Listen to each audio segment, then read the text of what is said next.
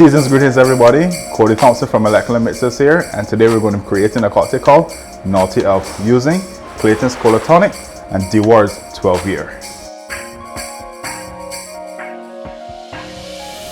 Okay guys, you're going to start off with your shaker, then you're going to add a half ounce of pure infused simple syrup, then you're going to add freshly squeezed lime, one lime preferably, just cut it in half.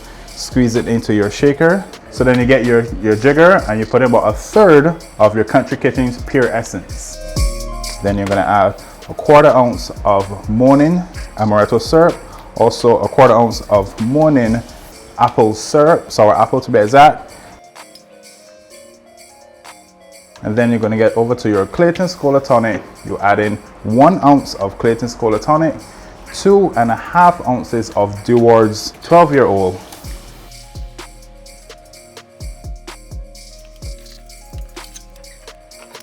Add to your shaker, shake,